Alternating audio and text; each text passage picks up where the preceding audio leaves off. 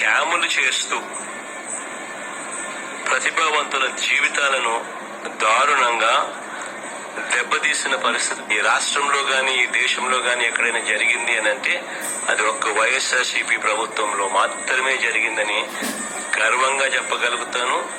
Record అంటే ఇది అని కూడా చెప్పగలుగుతాను. స్కాములు చేస్తూ